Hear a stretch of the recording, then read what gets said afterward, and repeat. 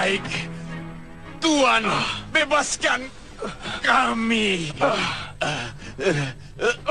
Saya janji, negeri Tuan akan kami bebaskan dari gangguan makhluk halus dan siluman lainnya selama-lamanya.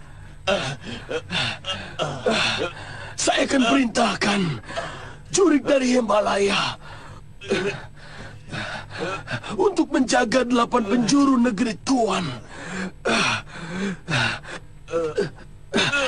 sehingga tiada seorang pun yang dapat masuk dengan bebas ke dalam negeri Tuan. Percayalah pada kami, Tuan. Berikan keyakinan pada kami, supaya kami bisa percaya pada kalian. Karena selama ini kalian telah menyengsarakan raja dan rakyat kami. Sebenarnya itu hanya karena kami dipengaruhi oleh musuh Sang Prabu sendiri. Siapa? Nyai Durgandini.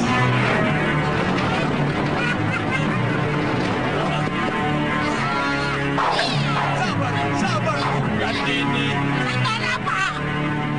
Dari dulu watakmu masih tetap sama, Durgandini. Aku ingin menjajal ilmu baru yang kamu dapat dari tanah Hindustan itu. Ayo! Iya!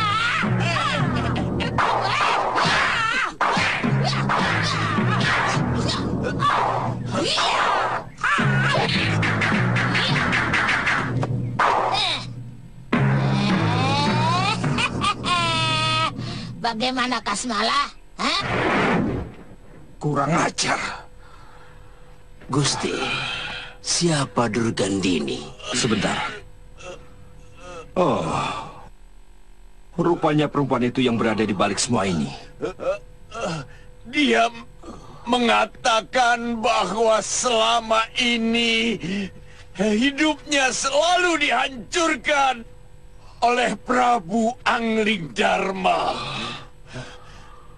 Sebagai orang yang penuh kasih sayang dan pembela kaum tertindas, kami benar-benar kasihan kepadanya. Padahal kami sama sekali tidak ingin bermusuhan dengan Tuan Prabu.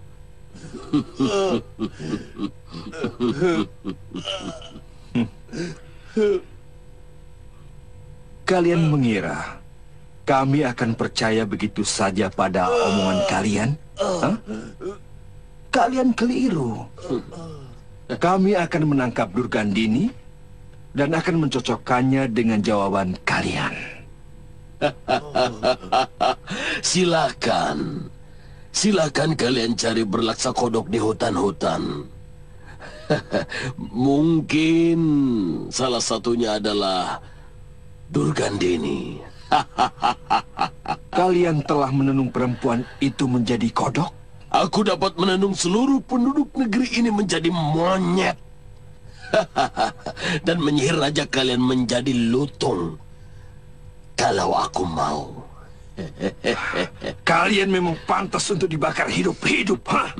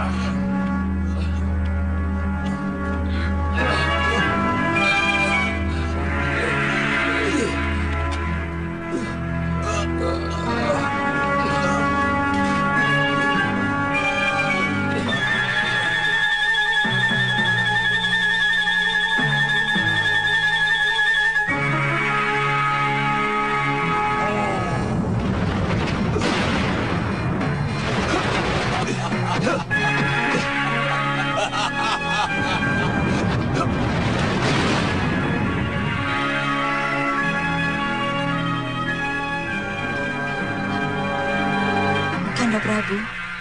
Mereka itu yang datang dalam mimpi Kanda Prabu setiap malam. Iya. Yang satu. Kalau yang hitam, kata orang adalah gurunya dari tanah Hindustan. Kasmala. Ya, Guru. Begitu mereka membuka ikatan angkin dan jaring yang melilit tubuhmu, langsung Prajurit, tindak. suruh mereka berlutut. Begitu lepas, aku akan menenun Adiaksa itu menjadi kambing. Iya, Guru. Gong.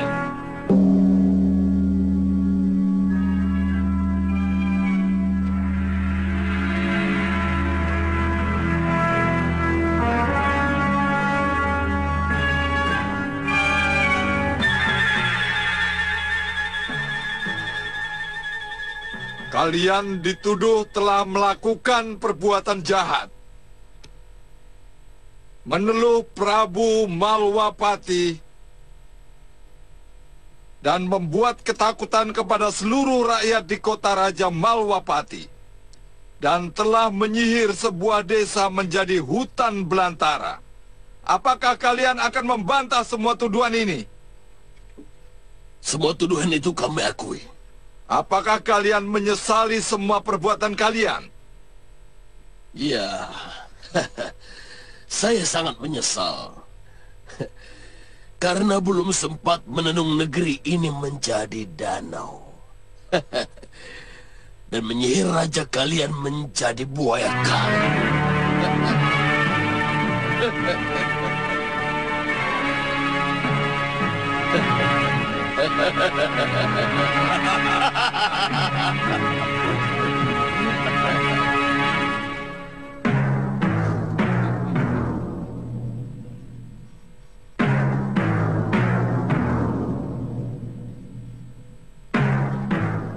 Secara langsung kalian telah mengakui perbuatan biadab yang sudah dan akan kalian lakukan terhadap negeri ini, juga kepada Sang Prabu. Sebagai negeri yang meletakkan undang-undang di atas titah raja, kalian akan mendapatkan keadilan yang seadil-adilnya. Mana ada keadilan di muka bumi ini yang tidak berpihak? Tidak ada. Tuan Adiaksa adalah bawahan raja. Maka keadilan yang Tuan putuskan adalah keadilan untuk raja. Tidak. Kalian tidak sedang melawan aku. Kalian sedang melawan dosa-dosa kalian sendiri. Aku tidak pernah kenal yang disebut dosa. Bagiku yang namanya dosa adalah manakala aku gagal memenuhi keinginanku. Adiaksa, teruskan. Apakah negeri ini biasa mengadili seseorang dalam keadaan tangan terikat? Tangan diikat adalah untuk orang yang sudah dinyatakan bersalah. Kamu mencurigai Buat sesuatu? apa diadili kalau sudah dinyatakan bersalah? Tuhan tinggal menitakan hukuman. Omonganmu benar. Memang kami hanya akan menetapkan hukuman, bukan mempertimbangkan pembebasan, karena kalian jelas bersalah. Cepat lakukan! Aku sudah muak mendengar omonganmu.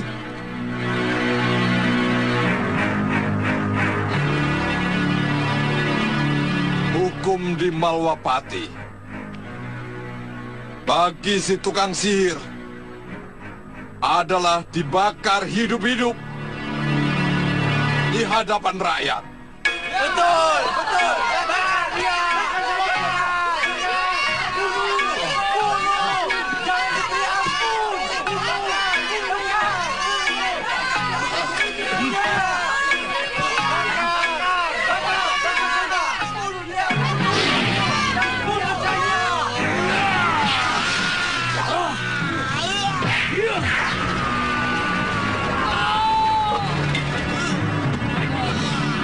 Prajurit!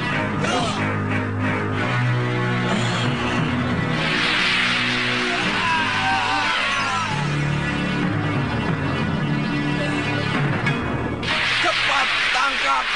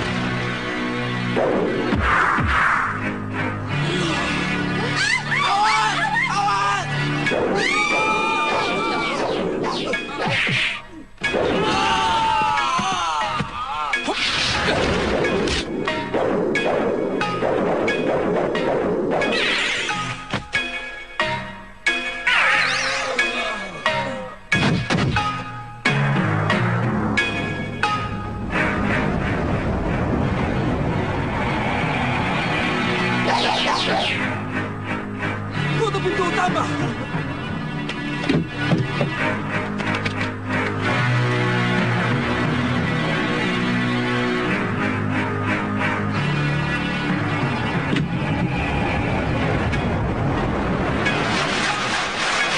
Mereka berhasil meloloskan diri. Dan kita ceroboh. Kalau saya tidak mematuhi undang-undang Malwapati, mestinya kita bisa langsung saja membunuhnya malam itu.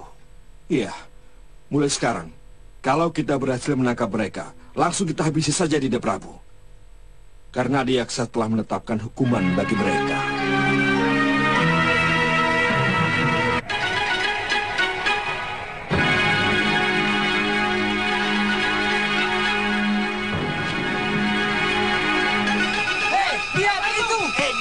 Di mana? Di atas.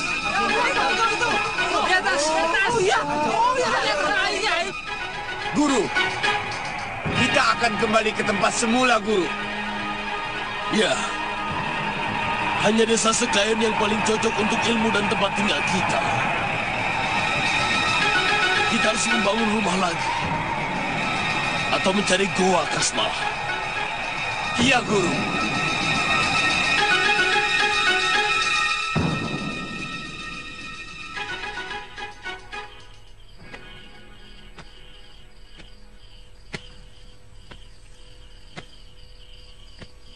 Kang, sedang melamunkan apa? Saya sedang mencoba merenungi semua lelakon yang sudah kita jalani. Kakang seperti orang kebingungan. Saya seperti mendapat cahaya yang menerangi hati saya yang selama ini gelap gulita. Setelah mengunjungi kuburan Empu Wanaraja di puncak Gunung Cermai. Maksud kakang? Saya mencoba menyusuri jalan yang selama ini kita tempuh. Selama ini, tidak ada satupun kebaikan yang pernah saya kerjakan. Tanpa saya sadari, semua kejahatan telah saya lakukan dengan rasa bangga.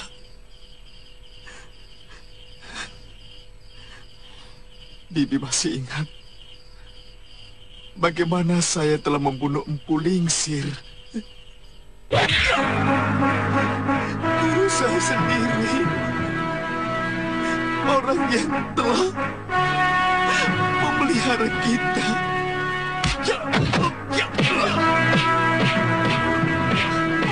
Wirat, hentikan!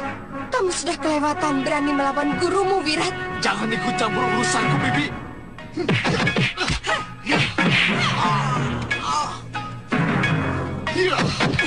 Biarkan Lokahina. Aku ingin tahu sampai di mana pengaruh jahat 4 pendekar itu kepada anak ini.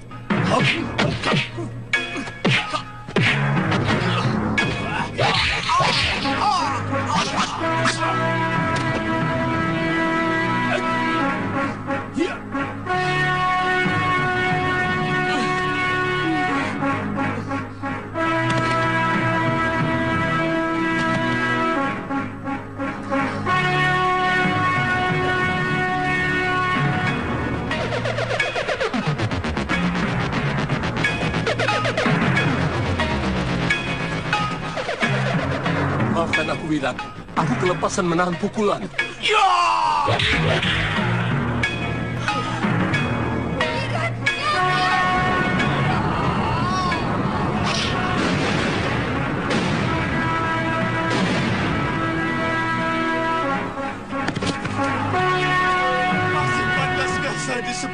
sebagai manusia dengan kelakuan seperti itu? Manusiakah namanya seorang murid yang tega membunuh gurunya sendiri? Manusiakah namanya seorang anak yang terlunta-lunta, lalu ditolong, kemudian dia membunuh penolongnya itu? Setelah anak itu menjadi perkasa, apakah itu manusia?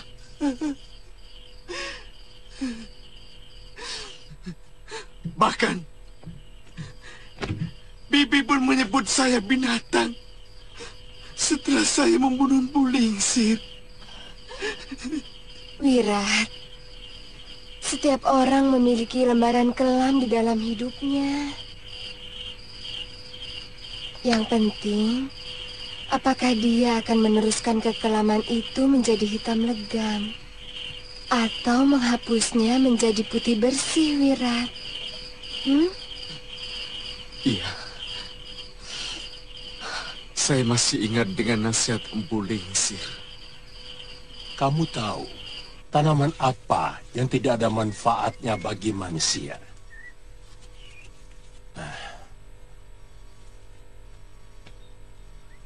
Pohon duri tidak berbuah, seluruh batang dan rantingnya penuh duri yang sering mencelakai manusia maupun binatang. Saya tahu guru sedang mencontohkan kebaikan dan kejahatan. Tapi baik dan jahat itu hanya masalah dari mana kita memandang. Pendapat itu merupakan pembenaran dari kenyataan yang tidak benar. Bagaimanapun, kebenaran dan kejahatan punya nilai ukur yang umum. Misalnya seseorang mengambil barang milik orang lain. Secara umum, itu suatu kejahatan. Bisa saja seseorang mencari pembenaran bahwa dia mencuri karena butuh makan. Dia tidak akan mencuri kalau dia tidak miskin. Itu yang akan kamu utarakan, bukan? Sudah lama saat seperti ini Bibi tunggu. Saat ketika hatimu terbuka untuk menentukan hal lain dari kehidupan ini. Saat ketika mata hatimu menangkap adanya pilihan lain selain kekuatan dan kekerasan, Mira. Jangan nangis. Saya tidak mau anak kita nanti akan kecewa melihat ayahnya menjadi pendekar yang tidak memiliki hati nurani. Saya tidak mau anak kita ikut-ikutan menjadi pendosa seperti ayahnya.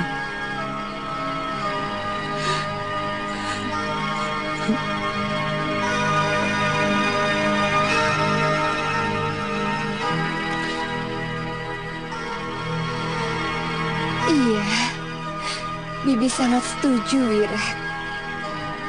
Saya tidak tahu apa yang harus saya lakukan, Bi. Bagaimana caranya untuk menjadi orang baik? Kenapa kita tidak menanyakannya pada Uyut Sawega? Paling tidak, Wirat bisa memulainya dengan melakukan perbuatan yang ada manfaatnya untuk orang lain. Aku berjanji. Aku berjanji tidak akan memberikan rasa malu kepadamu, anakku.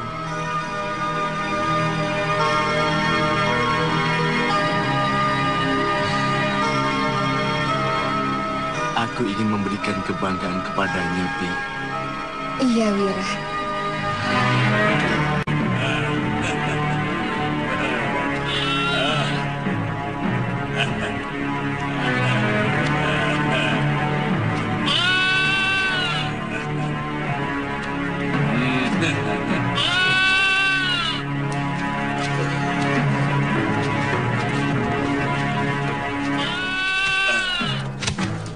Kau harus mencari perlengkapan memasak kita, Kasmala. Di mana, Guru?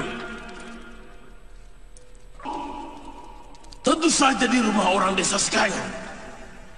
Tapi kan desanya sudah sirna, Guru. Untuk orang lain memang sudah sirna. Tapi kita masih bisa melihatnya, Kasmala. Di mata kita masih seperti biasa. Ya, sebentar lagi saya akan ke sana, Guru.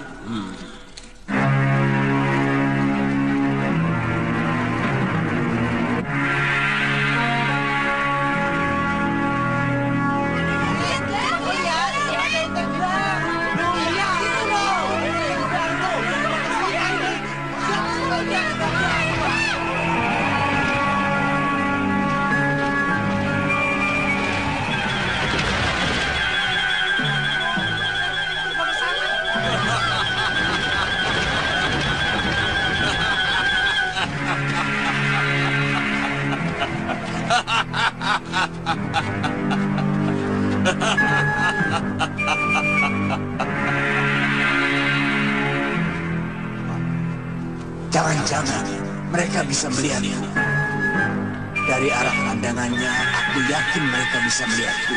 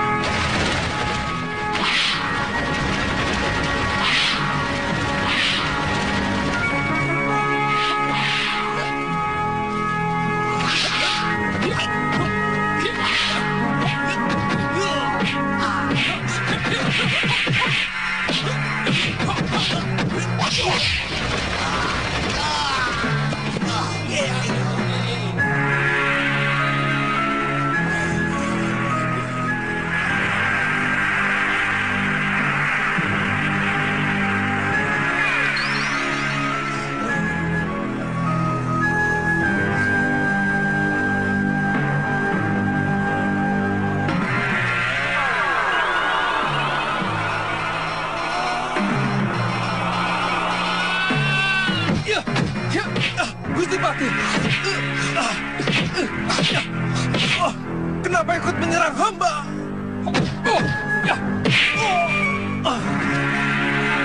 Sabar, sabar Gusti. Jangan banyak mulut. Kamu pantas dibunuh. Sabar Gusti. Hamba akan menjelaskan semuanya Gusti.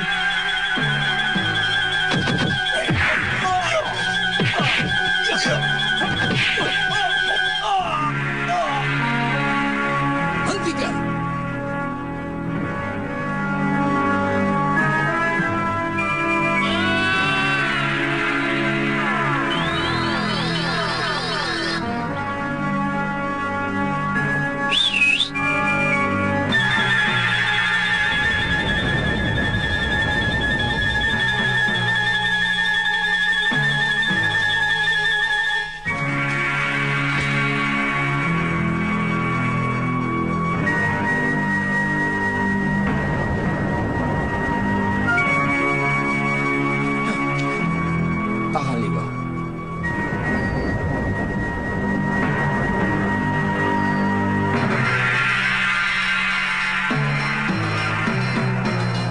Yang harus kamu lakukan sekarang adalah jangan dekat-dekat lagi dengan orang jahat. Sebab awal dari kejahatan adalah berkawan dengan orang jahat. Walaupun mereka tidak pernah berbuat jahat kepada saya, Uyut. Semua orang jahat pasti akan berusaha mengumpulkan kawan sebanyak-banyaknya untuk bersama-sama melakukan kejahatan. Apa kamu pernah mengalami di mana hati kecilmu menyuruh kamu menolong seseorang? Pernah, Uyut. Aduh. Itulah sejatinya dirimu, nurani kebaikan. Sebaiknya kamu mengikuti setiap ada kerentek dari hati kecilmu untuk melakukan kebaikan. Dan kalau kamu selalu melakukan perintah kebaikan dari hati kecilmu, maka pelan-pelan kamu pasti akan menjadi orang baik. Karena setiap kali perintah hati kecilmu dilaksanakan, hati itu akan semakin membesar, kemudian menguasai perilakumu. Iya. Selama ini saya selalu mengusir bisikan hati untuk berbuat baik. Malah sebaliknya, saya selalu ikuti ajakan untuk berbuat kekejaman. Ajakan kekejaman itu sebenarnya bukan dari hatimu, tetapi bisikan setan yang bersembunyi di dalam hatimu. Sehingga seolah-olah dia pun merupakan bisikan hati. Padahal dia telah menghilangkan hati nuranimu yang sebenarnya secara perlahan-lahan. Tapi saya masih ragu, apa saya bisa melakukannya, Uyut? Kenapa tidak? Saya anak yang lahir tanpa dikehendaki.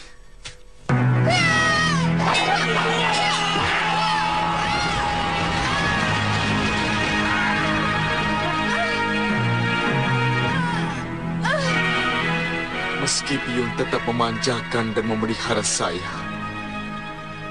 dibesarkan dalam suasana dendam Biyung kepada laki-laki yang secara paksa menjadi ayah saya. Dan dalam usia anak-anak, saya melihat dengan mata kepala saya sendiri bagaimana Biyung membunuh dengan kejam lelaki itu.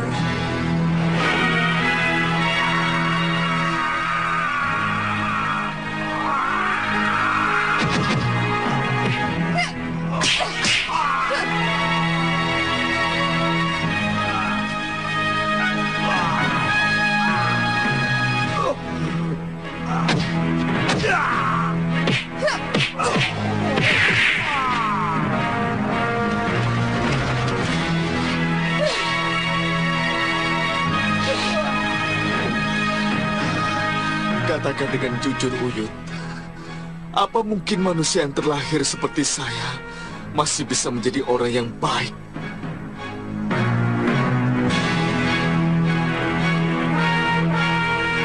Bibi tidak keberatan Wirat meninggalkan Bibi kalau tujuannya untuk kebaikan. Karena kebaikan hati Wirat akan mampu menyentuh hati anak kita di dalam perut. Akhir-akhir ini Wirat sering bermimpi ketemu Biyung. Beliau menyuruh Wirat segera mandi.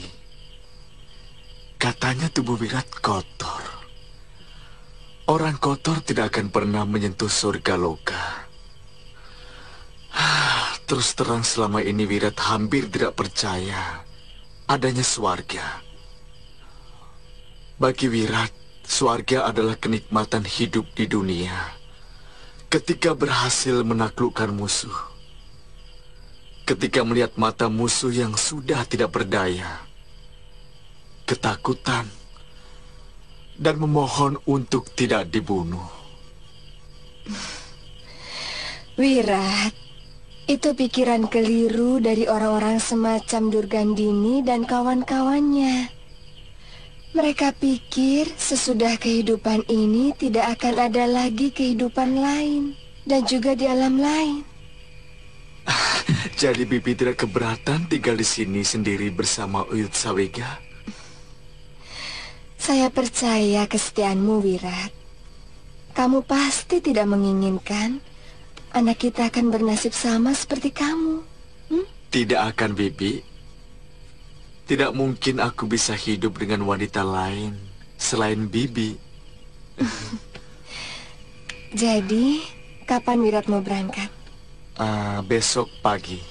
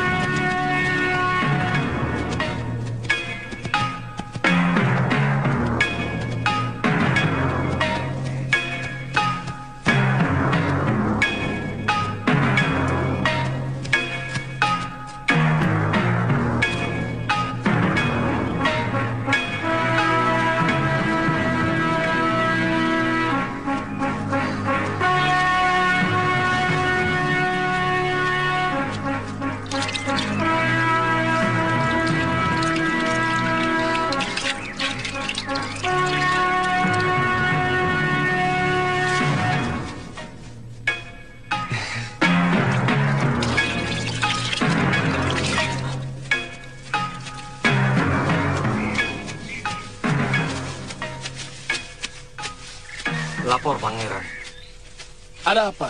Ada orang yang memasuki daerah kita, Pangeran. Dia sedang istirahat di tengah hutan, Pangeran. Dia orang Saupitu? Dari pakaiannya, bukan, Pangeran. Entah kalau dia sedang menyamar. Kanda, lebih baik hati-hati. Saya yakin dia orangnya Mahesa Tunggal. Panggil Temunggung Jambe. Tangkap orang itu. Baik, Gusti. Mundu, Puru. Ada apa, Kanda Prabu? Tidak usah menumpahkan darah lagi. Saya... kemungkinan saya akan menyerah.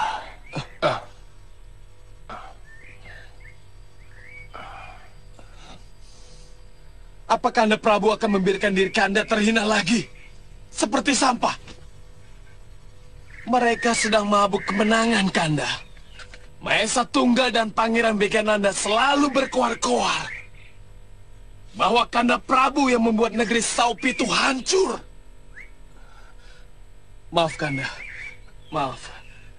Mereka tidak pernah peduli bahwa Kandalah yang membebaskan Saupitu dari kekuasaan Singapura. Benar, Kanda. Kandalah yang telah mengangkat harkat rakyat Saupitu hingga mempunyai harga diri.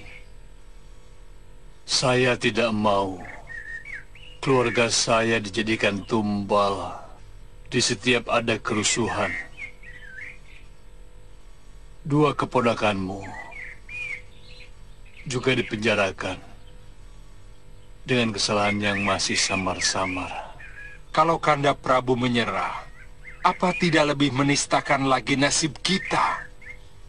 Mereka memiliki juru uar-uar yang bisa saja selalu memfitnah kita. Sebaliknya, kalau kita melawan, apa kita masih memiliki kekuatan? Banyak senopati dan temenggung yang dulu sibuk menjilat dan menghambakan diri kepadaku. Tapi sekarang, mereka sibuk menjilati Mahesa Tunggal dan Pangeran Begananda. Tahu kalian, mereka seolah-olah orang yang pernah saya sakiti. Saya tidak mau menaikkan pangkat mereka karena sifatnya yang suka menjilat. Dengan apa kita bisa melawan mereka, Mundu? Dengan keyakinan Kanda Prabu bahwa kebenaran itu selalu menang. Bahwa tidak pernah ada badai yang tidak mereda.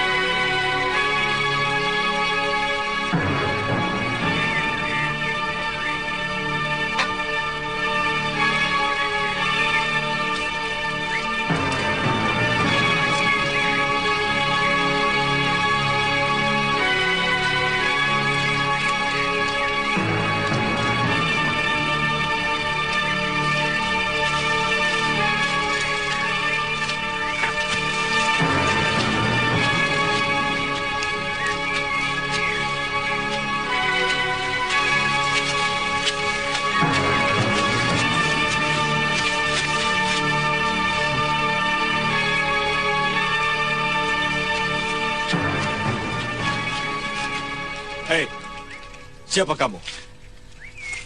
Namaku Sudawirat. Aku seorang pengembara. Jangan bohong. Kamu pasti orangnya Mahesa Tunggal yang ingin memata-matai kami. Ayo ngaku.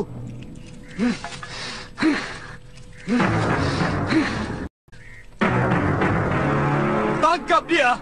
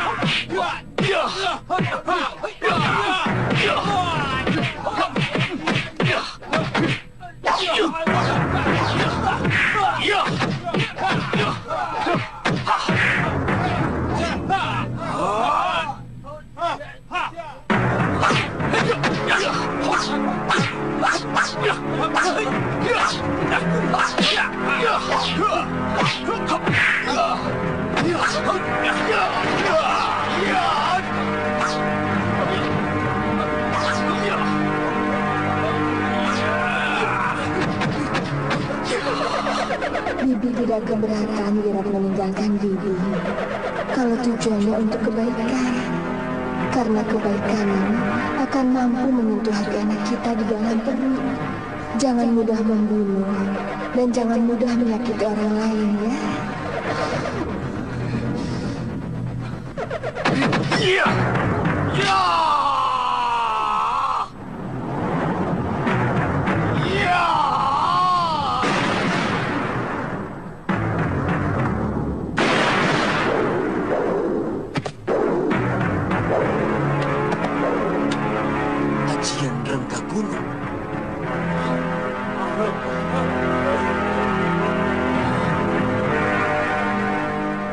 Kalau aku mau, kalian semua sudah kulumatkan seperti pohon itu. Maaf, siapa sebenarnya Tuan? Tadi aku sudah bilang, tapi kuping kalian tidak mau mendengar. Aku pendekar Kelana. Namaku Sudawirat. Maaf, Tuan. Tadi Tuan mengeluarkan ajian rengka gunung. Itu bukan urusanmu. Kalau 1 bulan yang lalu kalian bikin perkara seperti ini, sudah pasti saat ini kalian sedang ditangisi anak istri kalian.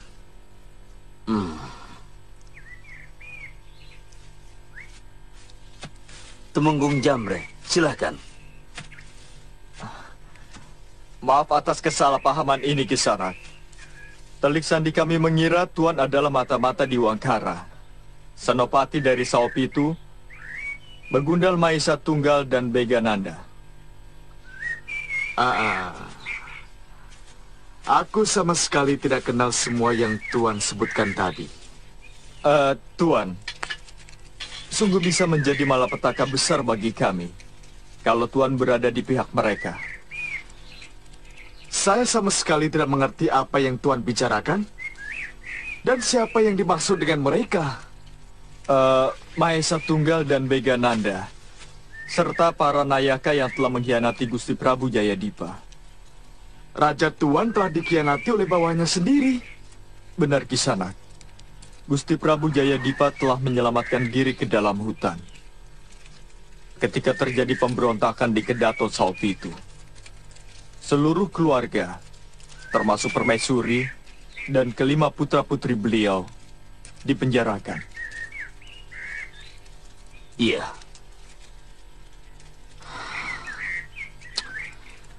Kalau benar yang Tuan bicarakan, saya bersedia membantu Raja Tuan.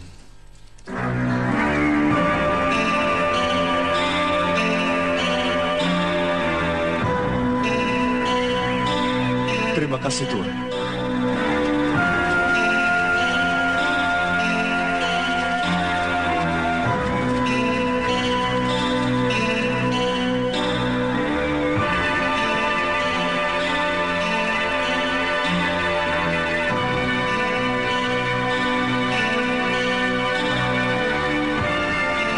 Tinggal mereka yang masih tetap setia pada Gusti Prabu.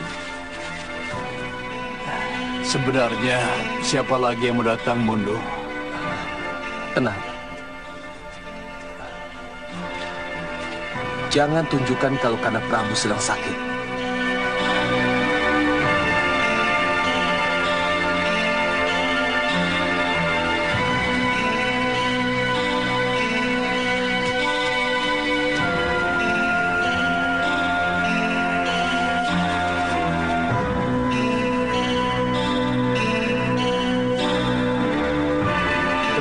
Mereka kekurangan makan. Sudah berapa lama Raja Tuan bertahan di tempat ini? 1 tahun. 1 tahun? Kesetiaan mereka patut dipuji. Mari, Tuan.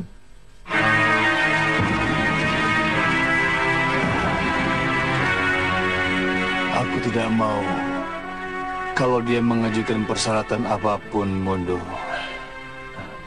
Tidak ada persyaratan apa-apa, Kanda Prabu. Bahkan belum tentu juga pendekar itu ingin membantu kita.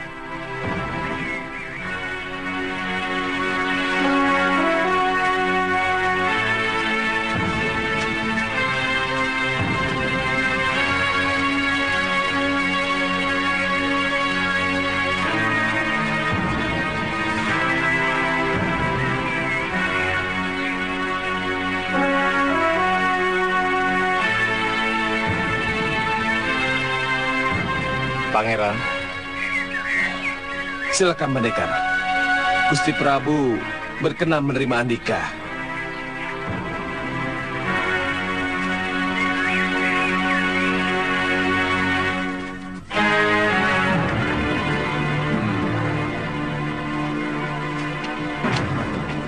Ada apa, Temenggung?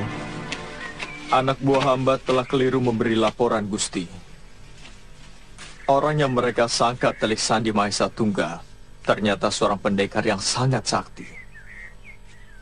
Hamba mengajak kemari untuk berkenalan dengan Paduka. Tentu kamu tidak ingin menjual belas kasihan kepada dia, bukan? Tentu tidak, Gusti. Hamba hanya mengajak dia kemari untuk kalau bersedia membantu dan bergabung dengan kita.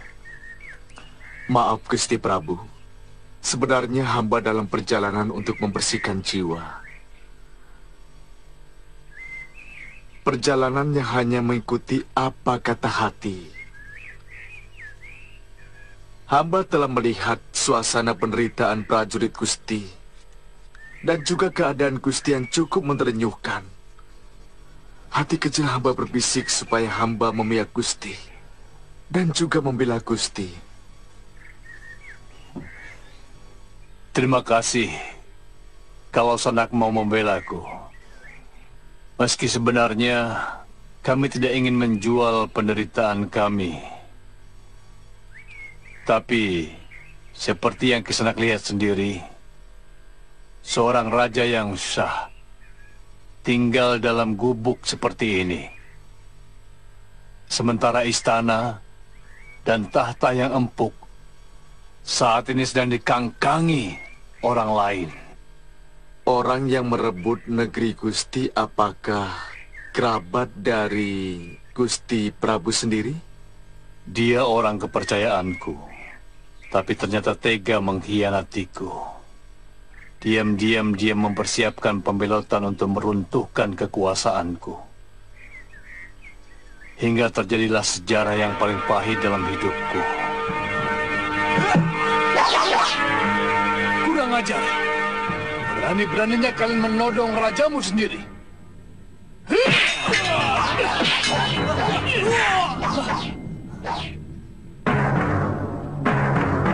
Kiwangkara, begini caramu mendidik prajurit? Hah? Ya, untuk menghadapi musuh, memang begitu, Tuan Prabu. Musuh? Kalian memusuhi aku?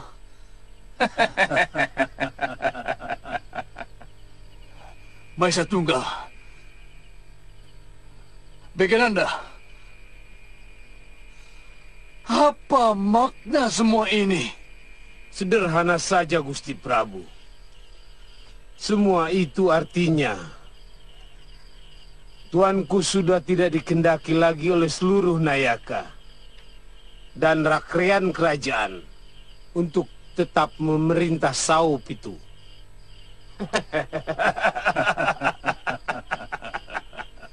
Pasti kamu yang menjadi biang keladinya. Kamu telah kuangkat sebagai penasihat dengan gaji dan kehormatan yang sangat tinggi. Ternyata kamu mengkhianatiku. Tuan kami nilai terlalu lembek mengurus pemerintahan. Apa hakmu menilai aku? Sebagai raja, Tuan terlalu lemah, sehingga orang-orang di sekeliling Tuan dengan mudah mempengaruhi Tuan Prabu untuk menentukan kebijakan yang paling menguntungkan untuk kepentingan mereka sendiri. Omong kosong! Tidak ada satupun orang yang berani melawan perintahku, menentang pendapatku, apalagi mempengaruhiku. Itulah kelemahan Tuan yang paling nyata. Tuan terlampau asik menikmati kewibawaan yang semu. Bahkan, Tuan sama sekali tidak menyadari bahwa kaum Waisa itu yang menjadi kaya raya dari kesempatan yang Tuan berikan dengan keji dan tega mendanai komplotan untuk menghancurkan Tuan.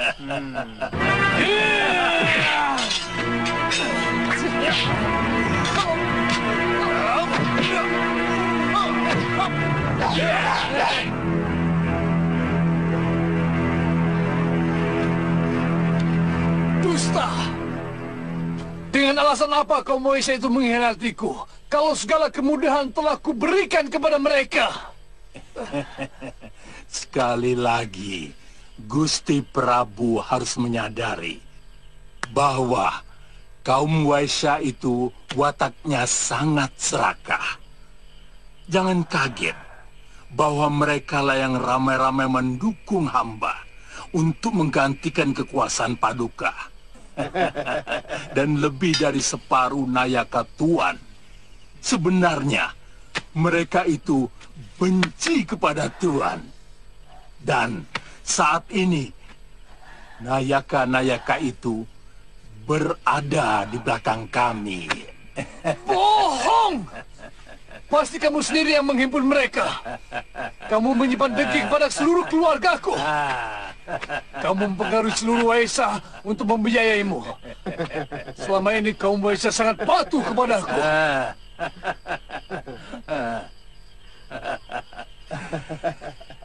Di hadapan Tuan, mereka kelihatan patuh.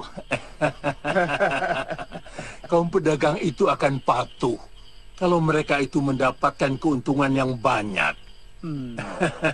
Dan mereka juga tidak segan-segan berkhianat.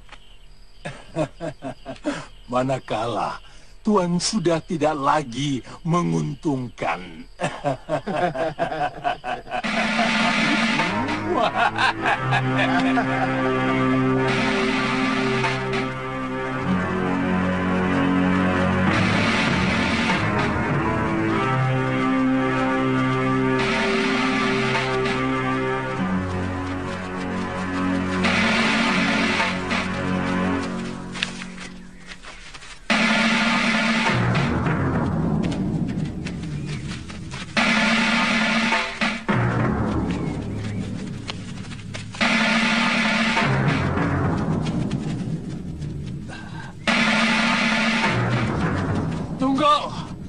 Mau dibawa kemana mereka? Permaisuri dan putra-putri Tuan mau diasingkan ke Pulau Sangiran. Sementara Tuan akan kami penjarakan. Kurang ajar!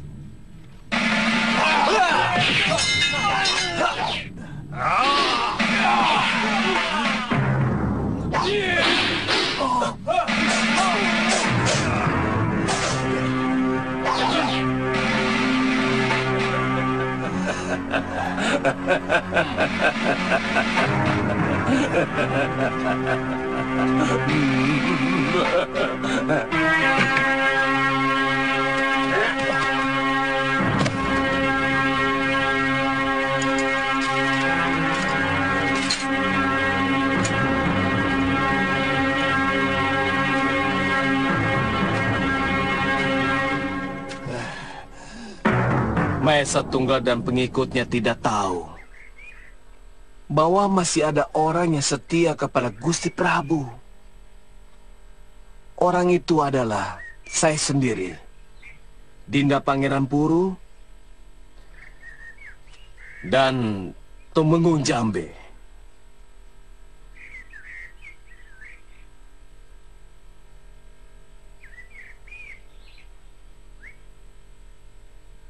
Juga satu pasukan anak buah Tumenggung Jambe dan Aki Luhur.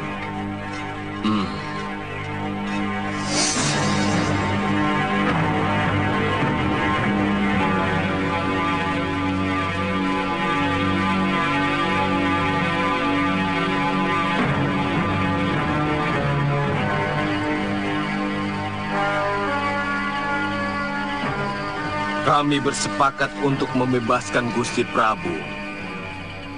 Malam itu, saya bersama Pangeran Puru, Tumenggung Jambe dan Aki Luhur menyelinap ke tempat Gusti Prabu dipenjarakan.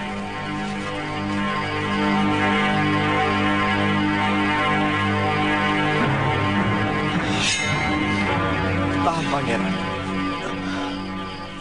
Dengan pedang terlalu lama, kita harus bekerja dengan cepat. Maksudmu? Hamba dan Aki Luhur akan menggunakan pasar Braja. Betul, Pangeran. Kita butuh kecepatan waktu. Kamu tahu di mana Gusti Prabu disekap? Di dalam penjara itu cuma ada 2 ruangan. Biarkan Aki Luhur dan saya yang masuk lebih dulu. Aki Luhur.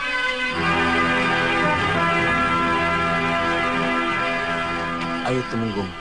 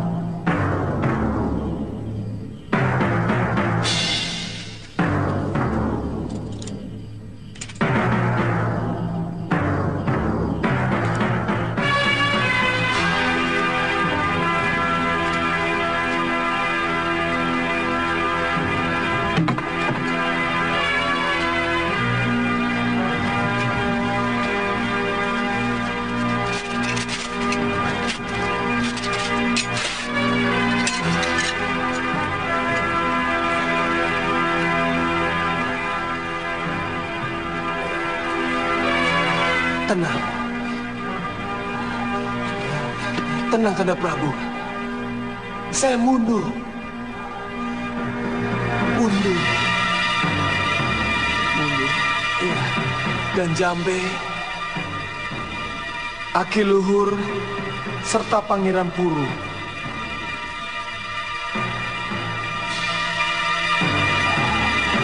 ingin membebaskan Kanda Prabu. Mundur? Iya. Tenang.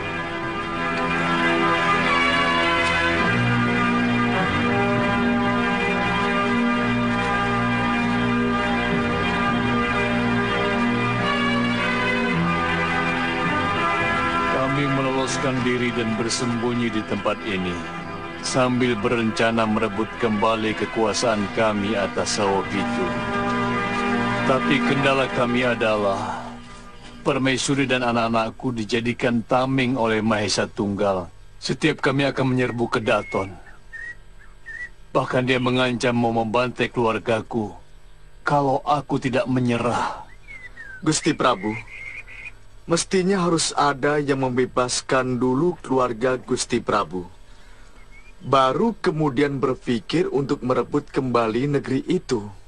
Jadi... Pendekar, rencana kami memang begitu.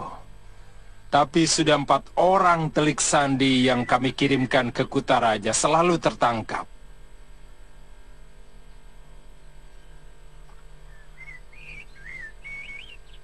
Kalau ada yang bisa menunjukkan saya jalan arah ke Kutaraja Sawopitu, Percuma anak muda. Penjagaan di Saopi itu sangat ketat. Dan Mahesa Tunggal sangat licik. Dia memenjarakan seluruh keluargaku dengan cara terpisah-pisah. Manakala ada yang membebaskan salah satunya, dia mengancam akan membantai yang lainnya.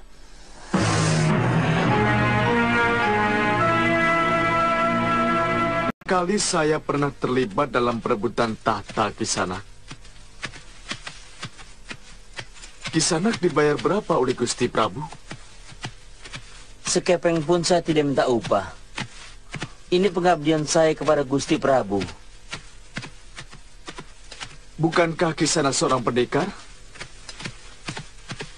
Tidak semua pendekar mengejar bayaran.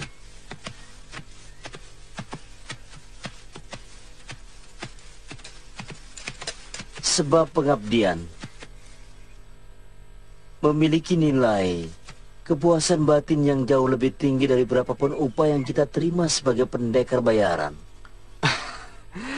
Selama ini saya selalu menuntut bayaran. Tapi entah kenapa kali ini saya begitu kasihan melihat raja tua itu. Ini bukan pengabdian, karena saya bukan abdinya. Saya hanya ingin membantu saja. Membantu orang yang membutuhkan juga memiliki kebahagiaan yang lebih dari sekedar menerima upah. Mungkin memang ada rasa seperti itu. Tiba-tiba saya merasa bungah manakala Sang Prabu mengizinkan saya menyelinap ke kota raja. Menjadi getar keterharuan dalam hati saya. Ya, itu memang tanda-tanda kebahagiaan. Ya. Ya.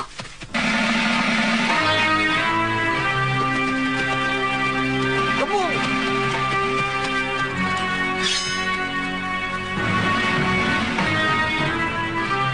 Hei, turun.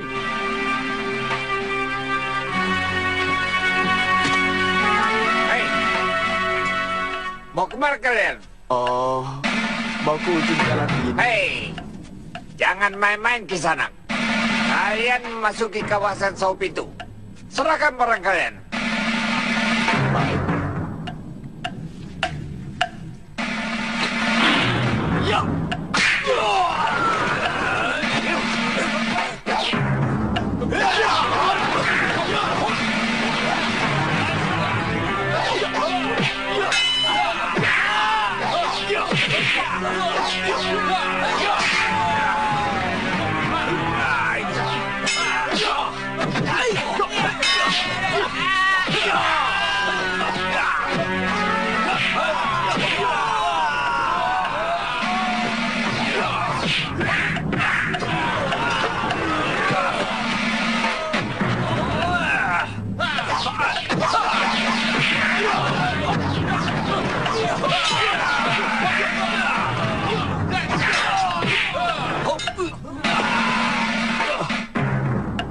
Sebaiknya kita tidak usah mengurusi lagi keberadaan Jayadipa. Mereka tidak punya kekuatan untuk melawan kita. Hanya satu pasukan kecil di bawah pimpinan Tumenggung Jambe. Hah? Apa artinya? Melawan 3 sagulma pasukan kita? Hah? Kanda Prabu, Jayadipa telah menghancurkan keluarga saya. Menghancurkan seluruh teras saya. Dan jangan meremehkan kekuatan mereka, Kanda Prabu. Satu pasukan kecil itu bisa berubah menjadi banjir bandang kalau kita tidak segera menghabisinya. Sebagaimana Jayadipa pernah menghabisi seluruh keluarga saya. Begananda, jangan menurutkan dendam. Ini bukan sekedar dendam, Gusti Prabu, tapi kehati-hatian kita menumpas rumpun bambu harus habis sampai ke akarnya. Sebab kalau tidak, dia akan tumbuh dan menjadi subur, dan pada akhirnya akan menyulitkan kita semua. Kamu keliru, Begananda. Kalau kita masih terus berpikir masalah pelarian Jayadipa, tenaga dan pikiran kita akan habis ke sana. Dan kita akan lupa membangun kembali negeri ini. Dan kalau kita gagal dalam memakmurkan rakyat, maka rakyat akan teringat kembali kepada raja yang pernah membuat mereka makmur. Saya tidak mau nama Jayadipa disebut orang lagi. Bagaimana dengan gangguan yang kerap mereka lakukan? Ini bisa meresahkan rakyat, Gusti Prabu. Menebang pohon dengan kapak, memotong rumput dengan sabit. Hamba kurang mengerti maksud Paduka. Menghabiskan pasukan kecil. Tidak perlu mengerahkan seluruh pasukan. Tidak perlu sampai satu negeri menjadi geger. Itu tugasmu.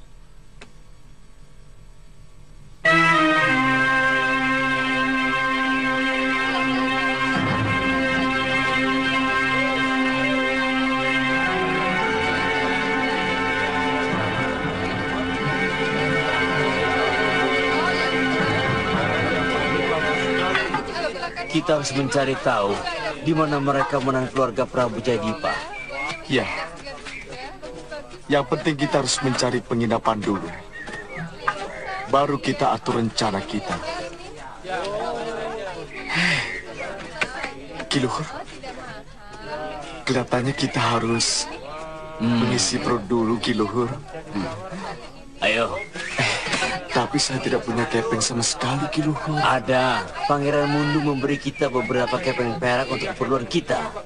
Ayo.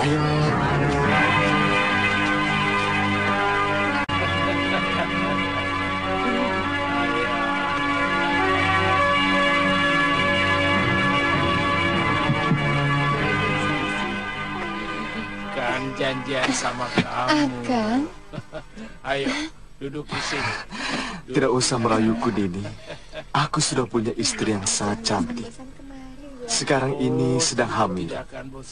Halo, apa Tuan tidak sayang sama calon anak Tuan? Kalau selalu diganggu, kan lebih baik mengganggu saya. Kalau sekali lagi kamu berani menggodaku dengan mulut kotormu itu, akan kulempar tubuhmu keluar. Maafkan saya, Tuan. Ayo, sediakan makanan. Baik, Tuan. Kamu juga, ayo mau makan. Hei. Iya, Tuan. Nah, begitu kan lebih baik. Kamu tetap cantik, bermartabat. Jangan jual dirimu lebih rendah dari martabatmu. Iya, Tuan. Baru kali ini saya melihat seorang pendekar tidak suka kepada wanita. Sampean keliru. Saya sangat suka kepada wanita. Tapi saya juga menghormati wanita. Saya tahu kehormatan begitu tinggi bagi seorang wanita.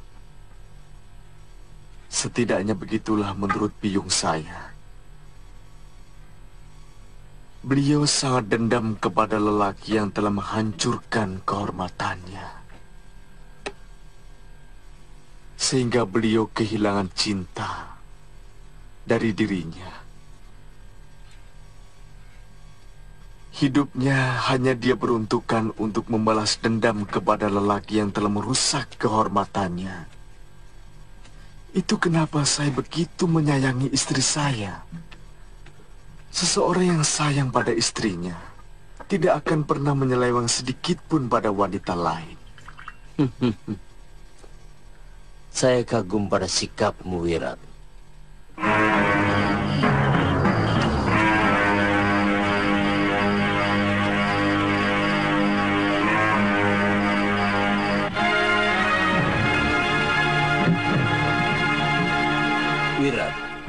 Penjara ada di sebelah selatan Kedaton. Keluarga Prabu Jayadipa ditahan di sana. Saya tidak tanyakan itu. Tapi kemungkinan di sana. Saya dengar cerita dari Gusti Prabu bahwa keluarganya ditahan ke Pulau Sangiran. Memang, yang pertama, saya sanksi keberadaan pulau itu. Yang kedua, negeri Saopitu tidak memiliki kapal.